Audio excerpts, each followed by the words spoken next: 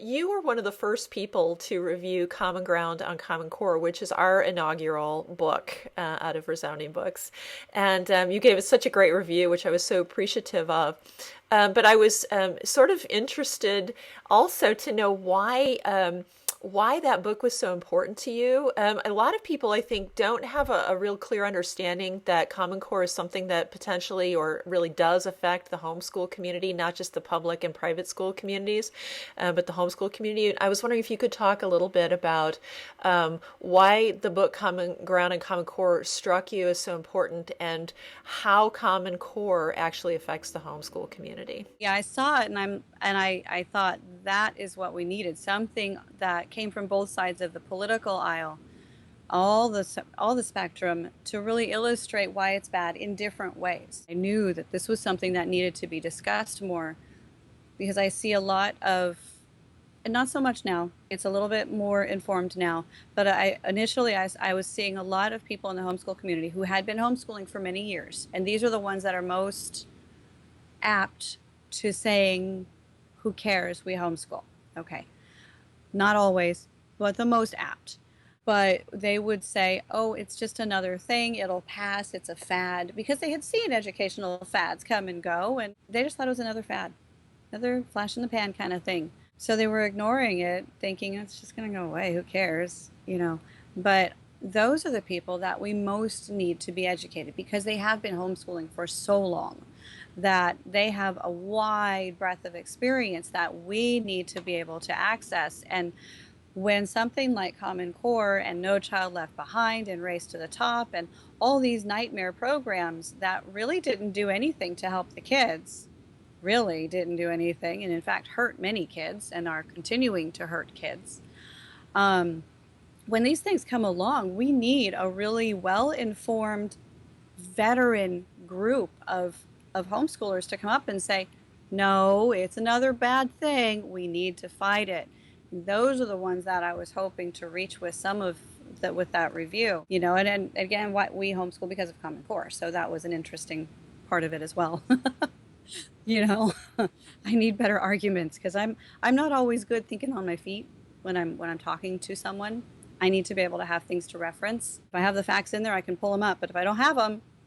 I'm delighted to hear you say that because that was one of the goals in creating Common Ground and Common Core was to provide people with a compendium of really good arguments that they could haul out and use in whatever situation they needed to, and with whatever ideological or political perspective they were dealing with in another person. So that I'm delighted to hear that you feel like it met that set of criteria. Are you seeing the impact of Common Core on the kinds of materials that are available to you? I know that you have said that Learning Tangent magazine will not advertise with any, they won't take any advertising from people who are aligned to the Common Core, which is great.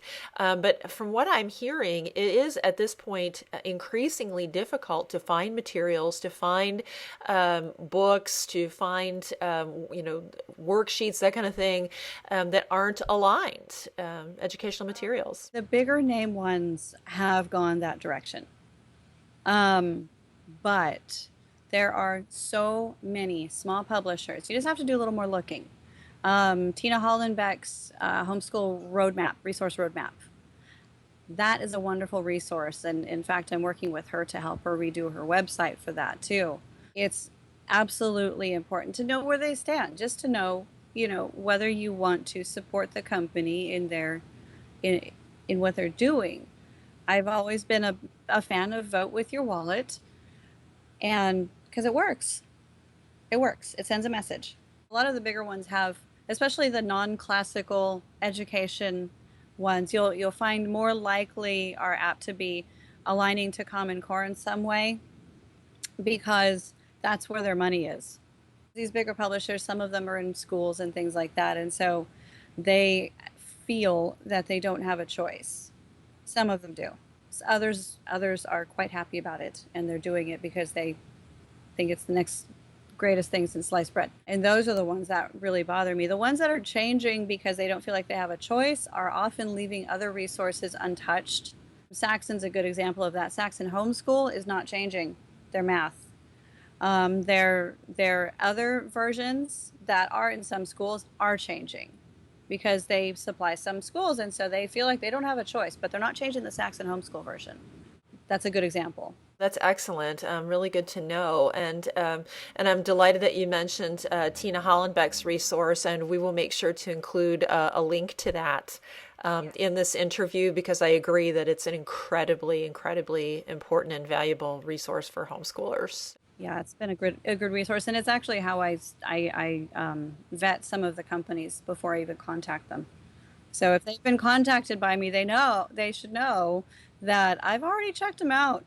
As this Common Core thing heats up, and it is heating up, we're seeing more and more mention of things like opting out of standardized assessments, pulling kids out of school to homeschool them, moving them to private schools, all sorts of things like that, options to leaving kids vulnerable to this, sort of horrific initiative that does not leave them, that really treats them as cookie cutter children, and works to crank out cog type citizens or cog type workers. I mean, that's really what I am seeing. Standardizing education means standardizing people. As this homeschooling movement grows, it's going to gain increasing attention from the same people who are working to centralize and standardize public ed, and who have frankly already indicated that they don't want anyone, including homeschoolers, to be able to escape accountability in education. So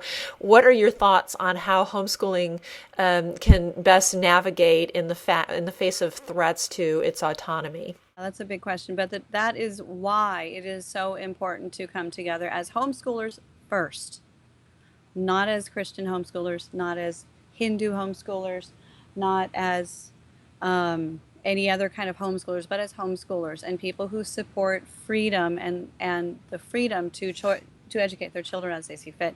I'm seeing a huge movement of people towards homeschooling because of Common Core, and it seems, over the summer we seem to get more, but also in California, I'm also seeing a huge movement towards homeschooling because of the vaccination bill. So there are people who are going to have to homeschool if it's not defeated because of the vaccination bill, because they don't feel like vaccination is right for their family.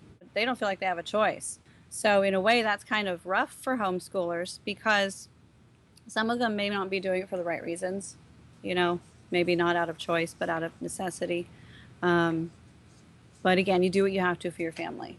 So, but yeah, it is gaining attention from the powers that be. Yeah, it's a big issue. It's a lot of influx, and it's a lot of people getting attention, and I think that's why this actual election cycle is so important too. We look at our favorite horse in the race, but we need to be looking at the one, not who's worried about Common Core, not who's worried about vaccination, not who's worried about immigration, not who's worried about economy. These are all symptoms of a larger problem. And the larger problem is that people think that we need to have the government solve our problems. That is the larger problem. And the other part of the larger problem is that we, as a society, don't really have much of a moral compass anymore. It's gotten really to a dangerous point. Why do you think that is? I mean, I have my theories about how we've lost our moral compass. Do you have particular thoughts about that? Not allowing any religion in schools, whatever the religion is, not allowing any religion except for certain ones is part of it. In enforcing morality through government legislation is part of it. If you have to enforce morality through legislation, then you don't really have a moral population.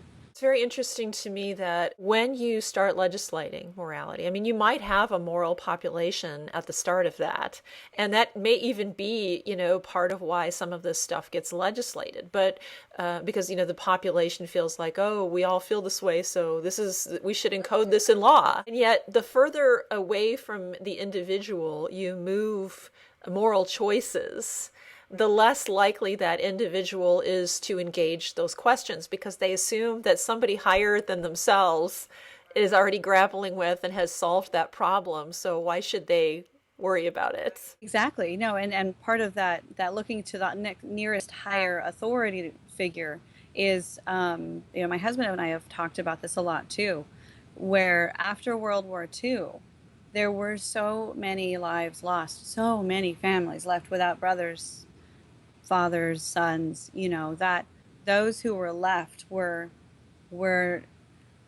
not so much coddled, but in a way they were given everything because they were just so precious at this point, that that generation grew into one of our first entitlement generations, which spawned some of the helicopter parents of today. So you've got people coddling children because, oh, I don't want Johnny to get hurt. Oh, I'm sorry, maybe Johnny needs a bump on his noggin to learn not to climb that high up in the tree again. It's funny, we forget those really important lessons, don't we? We're so intent on preventing pain that we don't remember how important pain is to the development of a way to avoid pain. If you think back to societies prior to written records, as far as we know, the part of the cultural belief was to have children witnessing at these events so that they would remember them. That's why you have children in weddings. It's a big deal. They would remember. That's their record. Things like that. And so, children remember big emotional experiences, whether they're painful or not. And that's part of their life growth. It's part of their learning.